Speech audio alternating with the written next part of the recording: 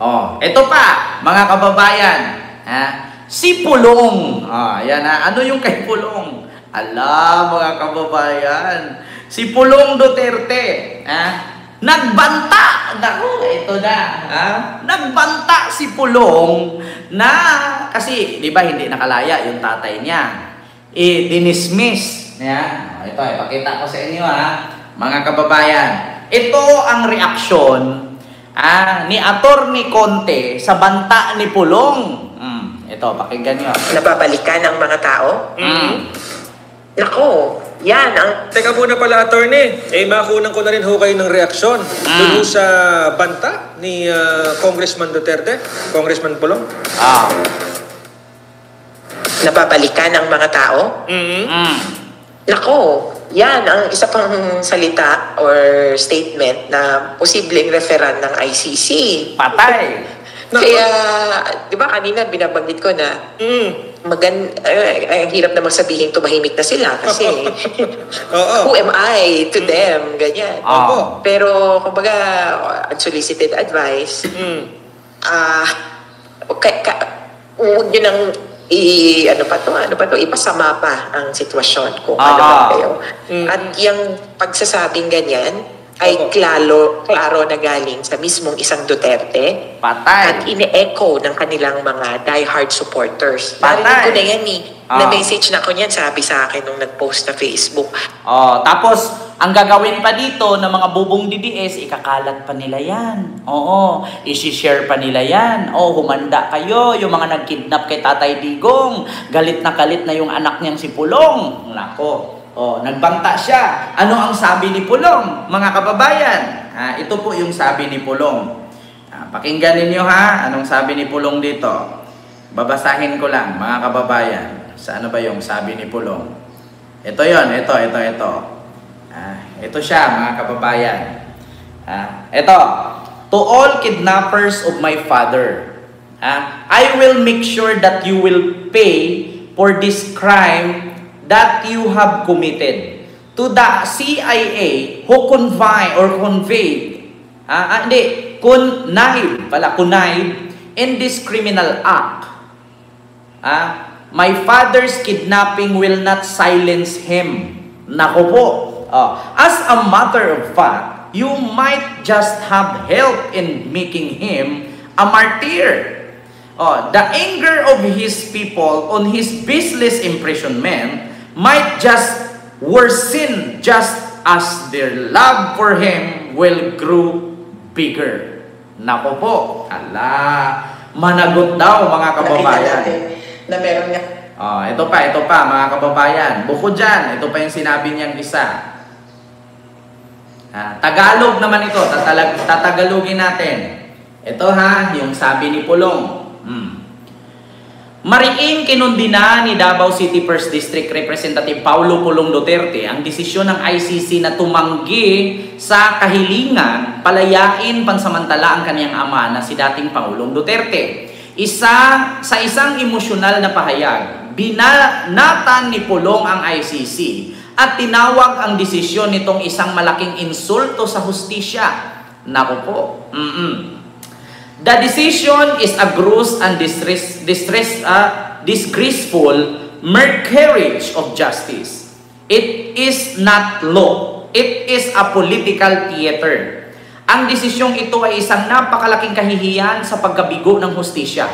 Hindi ito batas, ito'y palabas pampolitika. Hindi rin napigilan ni Pulong ang kanyang galit at nagbitaw ng matinding pagbanta laban sa itunuturi niyang kumidnap sa kanyang ama. Patay ka dyan. To all kidnappers of my father, I will make sure that you will pay for this crime that you have committed. Naku po, patay ka, mga kababayan. Patay tayo dito. Nagbanta na. Sino ba ang sinabihan nilang kumidnap sa tatay nila? Di ba si Remulla? Di ba si General Torre? Di ba si General Marbil? Di ba yun yung pinakasuhan ni Amy Marcos sa Senado na kumidnap kay Digong? Naku po, malaking aligasyon ito. Pinagbantaan ni Pulong. Halaka. Diyos mio Marimar. Sino ba yung sinabi nilang kumidnap sa tatay niya? Di ba? si Remulla Junbi, si Remulla Buying, si General Torre, si General Marbil, sino pa? Naku, mga kababayan, marami po yung sinabi nila na kumidnap at mag-ingat daw, pagbayaran nyo daw. Naku po, ala, Diyos ko po. Nako, at etong pahayag ni Pulong, mas lalong abunang umuwi si Digong. Sa pahayag ni Pulong na yan, mga kababayan, na mga kumidnap daw ng tatay niya, ay mag-ingat daw. Hala ka, pagbayaran nyo daw. Sabi ni Attorney Conte. Teka muna pala, Attorney. Nakunan ko na rin ho kayo ng reaksyon dun sa banta ni Congressman Duterte, Congressman Pulong. Nako.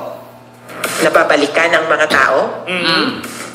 Nako, yan ang isa pang salita or statement na posibleng referan ng ICC. Hala. Kaya, di ba kanina binabanggit ko na hirap namang sabihin tumahimik na sila kasi who am I to them? Ganyan. Opo. Pero, kumbaga, unsolicited advice, huwag nyo nang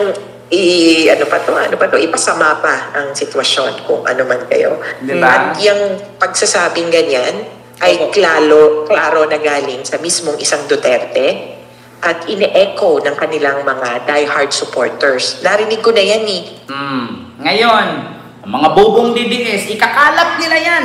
Nagbanta na si Pulong. Pagbayarin niya ang kumidnap ng tatay niya, pati CIA, dinamay pa. Ang CIA, Amerika yan.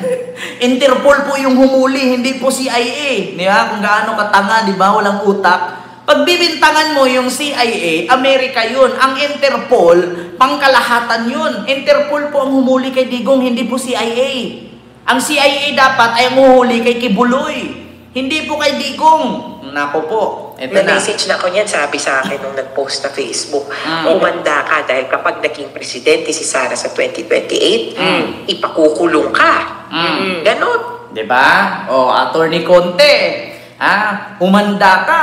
Pag na-presidente si Sara sa 2028, babalikan kayo ni Pulong kasi kayo yung nagpapakulong. Kayo yung mga abogado na kumakalaban kay Digong. Diba? Sabi ko, anong basihan? Hindi pwedeng ganito na parang tukutan lang ang ginagawa. Dapat may basihan.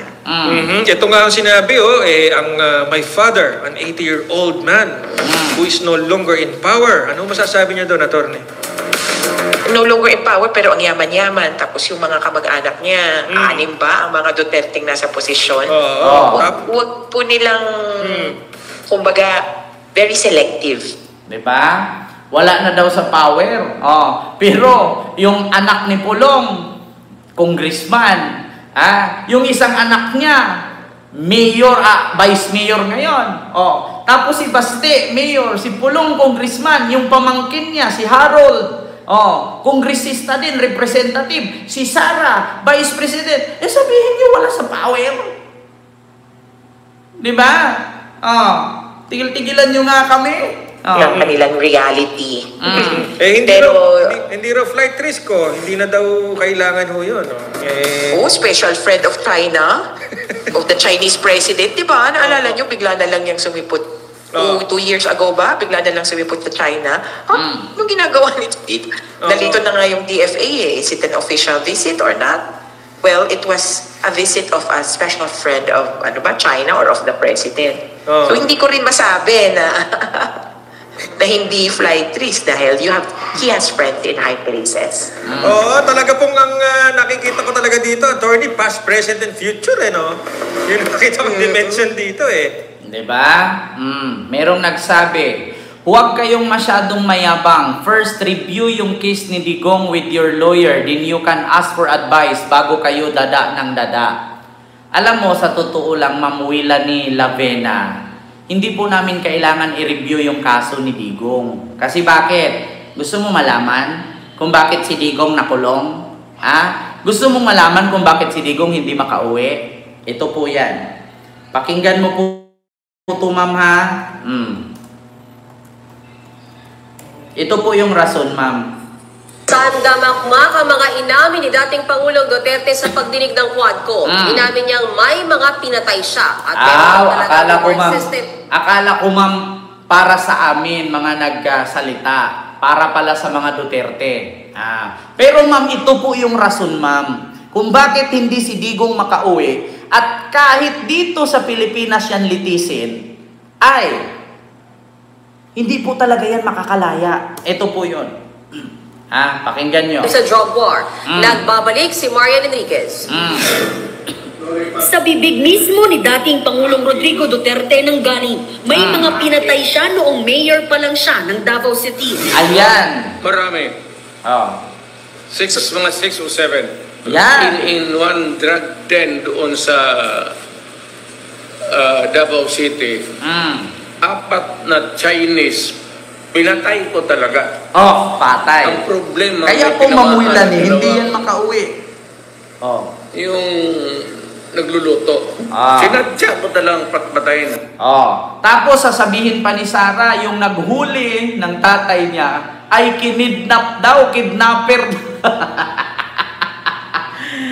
Kahit dito, ang laging pinipilit nitong mga abogado ni Sara at ang abogado ni Digong na bakit daw hindi muna kinasuhan sa sarili nating bansa at bakit diniretso sa ICC?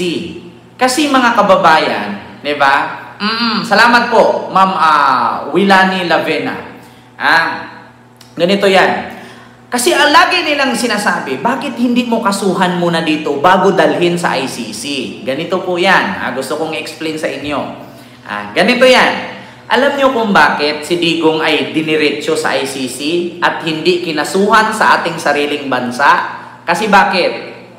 Mas nauna kasing mag-file si Trillanes doon 2017 pa lang. Tapos ngayon mo kakasuhan 2024 na, 2025?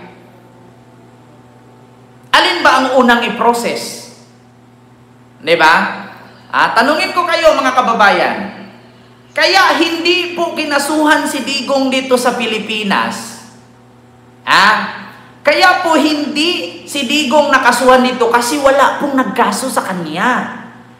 Ang nagkaso sa kanya si Trillanes doon sa ICC 2017 pa lang. So ngayon, tanungin ko kayo mga kababayan, ano ba ang unang i-process? Yung 2017 na na-file o yung ngayong 2025 na mag-file pa lang? Kahapon, meron ding nagsabi niyan. Bakit daw unahin na balikan ni Boying yung mga kaso ni Sara na meron naman daw mga kinasuhan ngayon na si Romualdez at si Saldico sa flood control issue. Mas nauna po si Sarang kinasuhan sa ombudsman. Kaya yung unang kaso, unang kalkalin, di ba? Kung try nyo kumuha ng ID, di ba? First come, first serve. Kung sino yung unang napila, siya yung unang asikasuhin. Di ba? Nauna pong kasuhan si Digong noong 2017 pa lang. So 2025 siya, inaresto. So malamang, hindi na kailangan kasuhan sa Philippines kasi may kaso na siya doon. Di ba? Pati ilang pulis sa Davao City na umano'y kriminal, pinatay din daw niya. Ako mismo ang talagang humirit. Harap-harapan. Marami akong pinatay na pulis na gago na... Sabi ko sa inyo mga kababayan, kung dito sa Pilipinas kinasuhan yan, walang mangyayari. Bakit? Ganito yan Si Digong presidente. Tingnan nyo nga ngayon, ang mga senador pag gumawa ng resolusyon, wala pang 3 oras, may resolusyon agad para kay Digong. Di ba? Wala pang resolusyon agad. Wala pang 3 oras, may resolusyon na agad. Pero yung mga nagnakaw sa kaba ng bayan, hindi sila makagawa ng resolusyon. Kung dito sa Pilipinas yan kinasuhan, do you think makukulong yan? Si Gloria Arroyo nga, naka-bracket-bracket lang sa liig nung binigyan ng pardon ni Digong, tinanggal yung bracket, straight na yung lakad hindi nga. Ano ba talaga ang sakit ni Gloria noon? Naka-bracket ang liig pero walang opera. Asan yung opera nun? Kaya tignan nyo nga yung mga senador.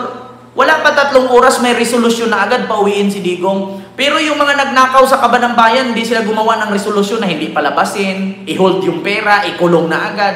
Diba? Hindi sila nakagawa. Pero pagdating kay Digong, ay putang ina, 3 oras lang, nandyan na. Diba? Mag-kidnap, mag-rape, tapos magpatay. Pero ngayong retirado na, sabi ni Digong, Hindi na ako papatay, sir. Na-retired na ako eh. Diba? may hiniling pa nga siya kay Quadco Chairperson Benny Abante na isa ring pastor. Kung may kasalanan man ako, ayaw kong pumunta ng impyerno. Pagdasal mo na lang rin ako, sir, kasi alam mo man talaga na Vice-Pres, trabaho lang. Kasabay niyan, muling inako ni Duterte Oy, wag ang niyo lahat po- ng patayan Mga sa kababayan, kasagsagan ng huwag niyo pong awayin si Ma'am Wilani Lavena. Hindi po siya DDS ha. Nagtatanong, nagsabi lang siya na bago magdada, ang mga Duterte, kumuha muna sila ng abogado at tignan nila kung ano ang rules ng Europe. Kaya si Digong ay hindi makauwi-uwi. Hindi po si Ma'am Wilani ha, mga kababayan, basher ha. Hindi po siya DDS. Hindi po siya si Ma'am Wilani, hindi po siya DDS. Ang sabi niya lang doon, bago kayo magdada, mga anak ni Digong, kumuha kayo ng abogado, ipacheck nyo yung kaso ni Digong kung bakit hindi makauwi. Hindi yung puro kayo banta. Yun po yung ibig sabihin, hindi po siya DDS. Mga kababayan, hindi po siya DDS. Dogs. Akin yun. Ako ang nagbigay ng order kasi ginawa nila illegal or legal. Akin yun. Thank you, Mr. Chair. Diba? Yan yung kadahilanan, mga anak ni Digong, na hindi makauwi ang tatay nyo. Kung naalala ninyo mga kababayan, nagpasa ng ebidensya ang grupo na laban or mga biktima ni Digong na nakalagay 4,000 pages, 16 hours audio and video footage. Diyan po yun galing sa mga niyayaw-yaw niya sa Quadcom at sa Senate. Yun po yun. Yung pinasa. Di ba? Ganun yun. Ito ulitin ko. Yung mga inaamin ni Digong dito sa Senate, yan po yung ipinasa na 16 minutes of audio, 16 hours of audio and video footage. Ito yun 8,000. Ito mga kababayan. Ito po yan. Para malaman nyo po kung saan galing yun, pinagsama-sama. Naghain ng 70 dagdag na mga ebidensya ang International Criminal Court prosecution laban kay dating Pangulong Rodrigo Duterte. Kasama dyan ang mga ebidensyang may kaugnayan pa rin sa kaso niyang crimes against humanity at sa umano'y barangay clearance operations ni Duterte noon. Sa ngayon, aabot sa 267 items ng ebidensya ang sinulitin ng prosekusyon simula noong Abril. Ayon sa ICC, hanggang sa darating na July 1 na lang pwede nilang ihain lahat ng ebidensya laban sa dating Pangulo. Ipipresenta ito sa September 23 sa mangyayaring confirmation of charges hearing ni Digong na kasalukuyan ay nakadetain sa ICC sa The Hague. Naghain ng I will now Sabi niyo rin po kanina, you take full legal responsibility for the consequences of the drug war. Kanina rin, kanina. Diba? Abay, malaki yung daga ang huhulihin. Morning sa lahat, mga idol, mga boss.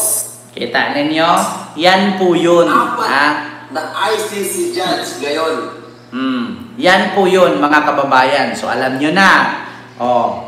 Kaya, sa mga DDS, sa mga nagtatanong, magigilit na daw ako, kayo uwi na si Digong. Diyos ko, 8,000 pages. 8,000 page or pahina ng ebidensya, pinasa laban kay Digong. Kakauwi ka pa. Diba? Maraming salamat po, Ma'am Wilani Lavena. Diba? Kaya sabi ko sa inyo mga kababayan, tapos dadagdagan pa ng kuda ni Sara, kuda ni Pulong, kuda ni Baste, na kinidnap ang tatay nila ng ICC. May dinamay pa ang CIA. Makalaya pa kaya yan? Luso. Di ba? Hindi makalaya yan. Diyan na po si Digong, mga kababayan. Diyan na po si Digong matulog habang buhay.